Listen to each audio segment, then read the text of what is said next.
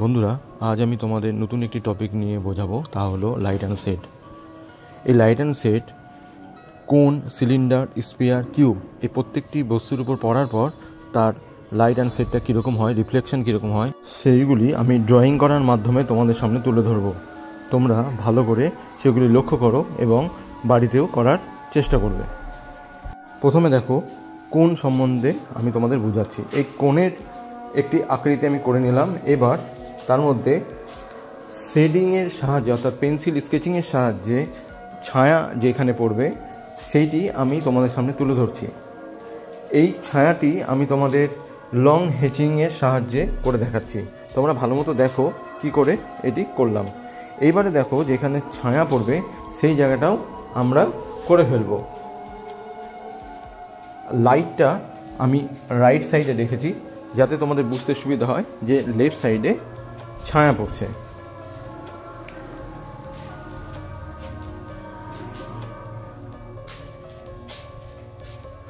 এবার বন্ধুরা দেখো, তাহলে যেখানে ছায়া পড়ছে আর একটু সাদা অংশ দেখা যাচ্ছে সেটিকে বলে রিফ্লেক্টেড লাইট। আর কোণের মধ্যে যেখানে সবথেকে বেশি অন্ধকার তাকে বলে কোর শ্যাডো ডার্কেস্ট।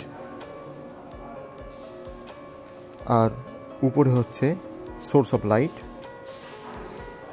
আর শ্যাডো দেখো, লাইট যেখানে অন্ধকার সেখানে ডার্ক থেকে লাইটের দিকে যাচ্ছে, আবার যেখানে আলো পড়ছে সেখানে দেখো লাইট টু ডার্কের দিকে যাচ্ছে।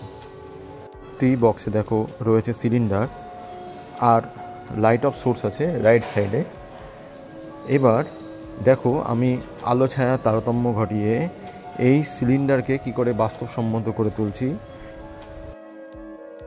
ঠিক একইভাবে হেচিংয়ের সাহায্যে আমি আলো ছায়া তারতম্য ঘটাচ্ছি। তোমরা ভালো করে ফলো করো। এবার যেটি সবথেকে বেশি ডার্ক হবে সেই শ্যাডো হবে বেশি ডার্ক, এবং যেখানে হালকা আলো পৌঁছাবে সেগুলো হবে হালকা ডার্ক। অর্থাৎ পেন্সিল আমরা কোনো জায়গায় ডিপ করে শ্যাডো দেব আর কোনো জায়গায় হালকা করে পেন্সিলের দাগ দেব, অর্থাৎ হালকা শ্যাডো বের করব। একই রকম দেখো, নিচের যেই জায়গাটি সিলিন্ডারের উপর সবথেকে ডার্ক সেটি হলো কোর শ্যাডো ডার্কেস্ট। যেখানে হালকা থেকে ডিপের দিকে যাচ্ছে সেটা দেখো ডার্ক টু লাইটার। আর অন্যদিকে দেখো, যেখানে সিলিন্ডারের গায়ে হালকা হোয়াইটের অর্থাৎ সাদা রিফ্লেকশন দেখা যাচ্ছে সেটি হলো রিফ্লেক্টেড লাইট।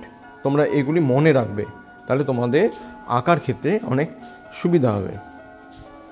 তারপরে আমরা কি দেখাবো? তারপরে দেখাবো আমরা স্পেয়ার। দেখো বন্ধুরা, স্পেয়ারের উপর আমি কীরকমভাবে সেটিং দিচ্ছি।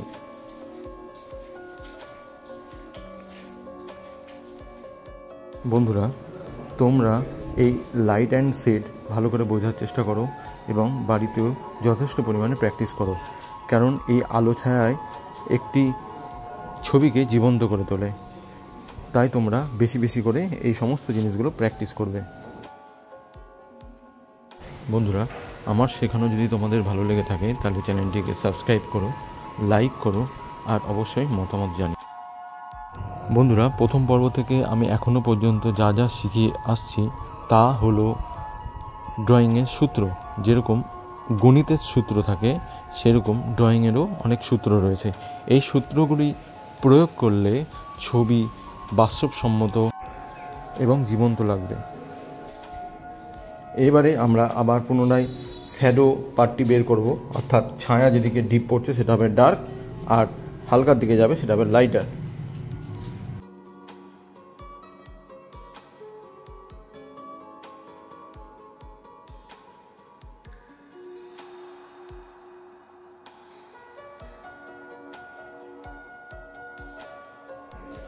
দেখো, এখানে সবথেকে হাইলাইট হোয়াইটেস্ট স্পট হচ্ছে একদম উপরে যেখানে আলো পৌঁছাচ্ছে, এটা হচ্ছে সোর্স, আর নিচে থাকবে কোর শ্যাডো আর লাইট থেকে ডার্ক শ্যাডো।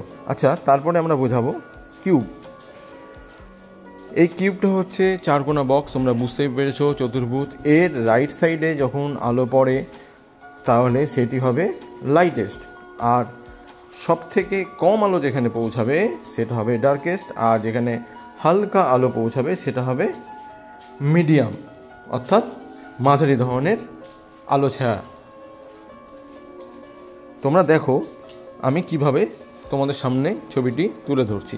তোমরা বাড়িতে অবশ্যই প্র্যাকটিস করবে। আর তোমরা ভালো করে খেয়াল করো, যার যেরকম আকৃতি তার শ্যাডোটাও কিন্তু ঠিক সেরকমই হয়েছে।